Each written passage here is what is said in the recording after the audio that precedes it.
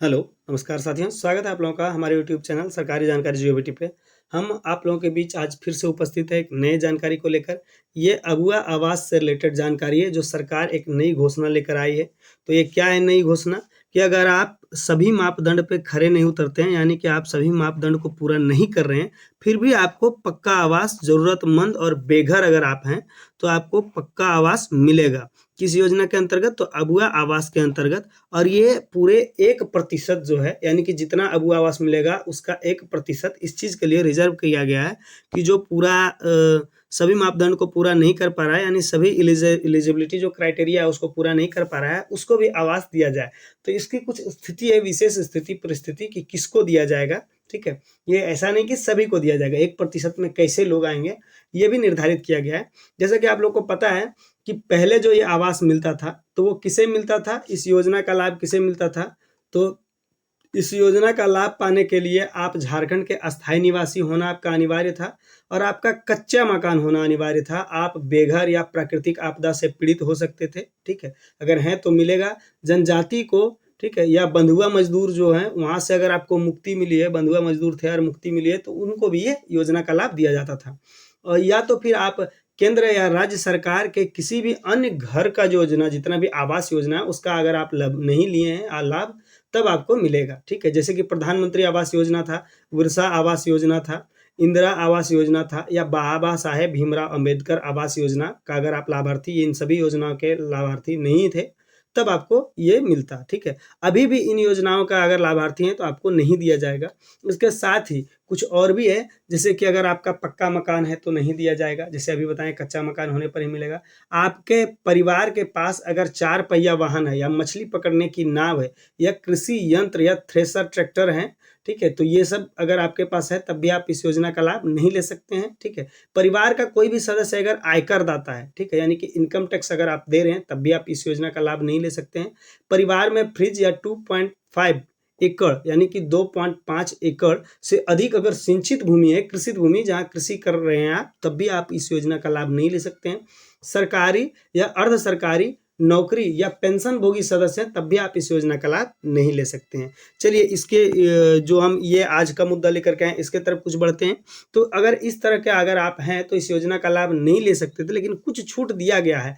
1% ऐसे लोगों के लिए रिजर्व किया गया है, जितना भी अगुआ आवास है उसका 1%, कि जो सभी क्राइटेरिया पे खरा नहीं उतर रहा है फिर भी उसको कुछ को योजना का लाभ दिया जाएगा। तो आप ऐसे जरूरतमंद परिवार भी पक्के घर के लिए आवेदन कर सकेंगे जो सरकारी मापदंडों को पूरा नहीं कर पाते हैं।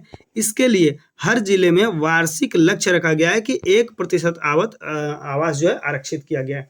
यानी हर जिला वाइज 1%, यानी कि जितना आवास मिल रहा है उसका 1% ऐसे लोगों को मिलेगा जो पूरा मापदंड पूरा नहीं कर पा रहा है। जैसे उपर्युक्त की सिफारिश पर इन लोगों को घर मिलेगा, जिसमें उपायुक्त अगर सिफारिश कर दे आपका, ठीक है, कि उपायुक्त बताए कि नहीं ये योजना का लाभ लेने लायक है, तो उपायुक्त के सिफारिश पे ही आपको मिलेगा, जिसमें प्राकृतिक आपदा और पीड़ित निराश्रित और वे लोग शामिल होंगे जो अस्थायी प्रतीक्षा सूची में नहीं है। ठीक है, अस्थायी प्रतीक्षा सूची यानी कि वेटिंग लिस्ट जो आता है उसमें अगर आप नहीं हैं और आप प्राकृतिक आपदा से पीड़ित हैं, तो उपायुक्त आपका सिफारिश करेगा और आपको इस योजना का लाभ दिया जाएगा। ठीक है, और राज्य सरकार ने बेघरों और जरूरतमंद ग्रामीण के लिए बड़ा फैसला लिया है। अब अगुआ आवास योजना के तहत वे लोग भी पक्का घर पाएंगे जो सरकारी मापदंड को पूरे नहीं कर पाते हैं, और इसके लिए हर जिले की कुल वार्षिक लक्ष्य का 1% आवास आरक्षित रहेगा। ठीक है, यानी कि राज्य में जितना भी आवास मिलना है उसका 1% इसके लिए और उपायुक्त की सिफारिश पर ऐसे जरूरतमंदों को पक्का आवास उपलब्ध कराई जाएगी। यानी कि ये पूरा डिपेंड करता है आपके जिले के उपायुक्त पे। ठीक है, कि वो अगर बताते हैं कि इनको वो लिस्ट जारी करेंगे कि किन 1% में कौन कौन लोग हैं जिनको इस योजना का लाभ दिया जाए। जाने क्या है अगुआ आवास योजना। अगुआ आवास योजना के बारे में भी थोड़ा सा जान लेते हैं कि ग्रामीण विकास विभाग की यह महत्वाकांक्षी योजना वित्तीय वर्ष 2023-24 से शुरू की गई थी, और इसका मकसद था कि ग्रामीण क्षेत्रों के आवास विहीन परिवारों को 31 वर्ग मीटर क्षेत्रफल में 3 कमरे, रसोई घर और शौचालय सहित पक्का मकान देना। ठीक है, यानी 31 वर्ग मीटर में आपका जो क्षेत्रफल है उतना में आपका घर बनेगा। उसमें 3 कमरा होगा और एक रसोई घर और एक शौचालय सहित ठीक है। और लाभुकों को इसके लिए 2 लाख रुपए की राशि मनरेगा के तहत और 95 मानव दिवस मजदूर और शौचालय निर्माण के लिए अलग से सहायता, ठीक है। यानी कि 2 लाख रुपए की राशि मनरेगा के तहत आपको दिया जाएगा, ठीक है। शौचालय के लिए अलग से राशि दी जाएगी। जाने किसे मिलेगा 1% आरक्षित आवास, यानी कि 1% में कैसे कैसे लोग आएंगे, किन प्रकार के लोग आएंगे।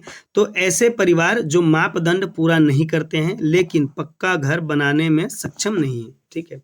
और अस्थायी प्रतीक्षा सूची में नाम न होने से वंचित लाभुक हैं, ठीक है। यानी कि आपका वेटिंग लिस्ट जो जारी किया गया है विभाग के द्वारा, उसमें अगर आपका नाम नहीं है और आपका पक्का मकान नहीं है, ठीक है, और आप अपने से घर बनाने में सक्षम नहीं है, तभी दिया जाएगा। प्राकृतिक आपदा या निराश्रित या कमजोर तबके के लोग को ये दिया जाएगा, ठीक है। जाने क्या है चयन का मापदंड, कैसे चुना जाएगा। तो कच्चे घरों में रहने वाले परिवार, ठीक है, आवास विहीन और निराश्रित परिवार। निराश्रित मतलब कि जिसका जो किसी पे आश्रित नहीं, यानी कि जिनके घर में कोई गार्जियन या कोई कमाने वाले नहीं है, ठीक है, वैसे लोगों को निराश्रित कहा जाता है। यानी कि किसी उनके घर में कोई रोजगार वाला व्यक्ति नहीं है जो आय कर सके, इनकम कर सके और घर बना सके, ठीक है। विशेष रूप से कमजोर जनजातीय समूह को ये दिया जाएगा, उस पर फोकस करना है, जनजातीय यानी एसटी लोगों पे, ठीक है। और प्राकृतिक आपदा पीड़ित भी हो सकता है, ठीक है।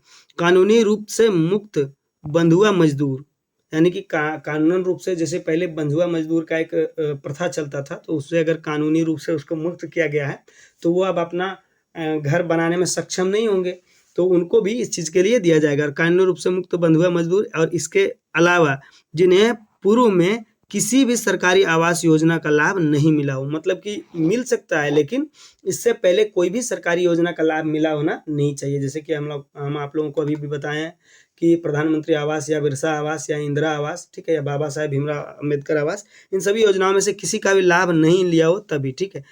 उसके बाद आगे देखते हैं कि जाने किसे नहीं मिलेगा आवास का लाभ। तो किन किन प्रकार के व्यक्तियों को नहीं मिलेगा, जिनके पास पहले से ही पक्का मकान है या 1 जनवरी 1990 के बाद सरकारी आवास योजना का लाभ मिला है। यानी कि अभी नहीं, 1990 के समय में भी 1 जनवरी 1990 से अभी तक इसके बीच में कभी भी सरकारी योजना, सरकारी आवास योजना का लाभ लिए तो उनको भी नहीं दिया जाएगा।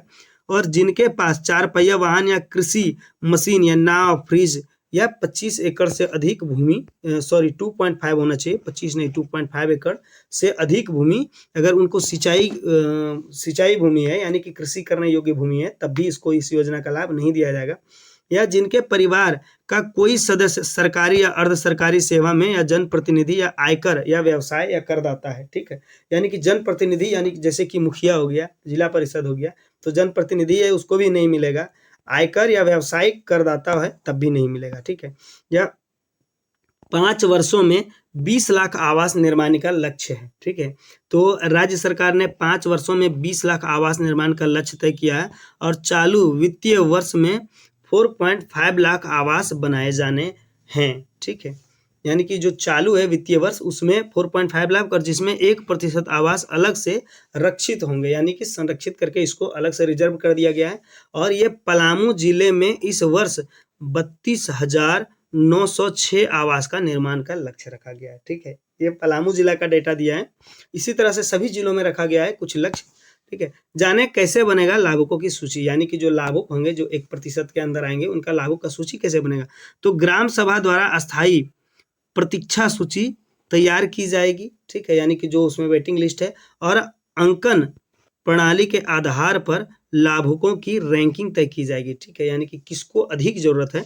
और महिला प्रधान परिवार, दिव्यांग सदस्य वाले परिवार और जिन परिवारों में कोई वयस्क सदस्य नहीं है उन्हें प्राथमिकता दी जाएगी। यानी कि महिला परिवार प्रधान, यानी कि जिनके घर में पुरुष, कमाने योग्य पुरुष या युवा पुरुष या नहीं है, उनका घर अगर महिला चला रही है तो ऐसे लोगों को दिया जाएगा, ठीक है। या दिव्यांग सदस्य वाले परिवार को दिया जाएगा, मतलब जिसके घर में दिव्यांग हैं, ठीक है, यानी कि किसी प्रकार से कोई डिसेबिलिटी है तो उनको दिया जाएगा, उनको प्राथमिकता दिएगा। उसके साथ साथ जिन परिवारों में कोई भी सदस्य वयस्क नहीं है, यानी कि कोई भी युवा सदस्य नहीं है, यानी कमाने योग्य कोई सदस्य नहीं है, वृद्धा सदस्य है और बच्चा है, तो उनको भी प्राथमिकता दिया जाएगा। इस तरह से 1% को पूरा करके उसकी सूची तैयार करके उपायुक्त जो है आगे फॉरवर्ड करेंगे और उसके अनुसार उनका आवास योजना पास होगा।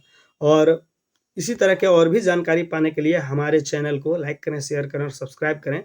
और इसी तरह के और भी हम नई-नई योजना की जानकारी या योजना से रिलेटेड जितना भी अपडेट है, हम देते रहेंगे।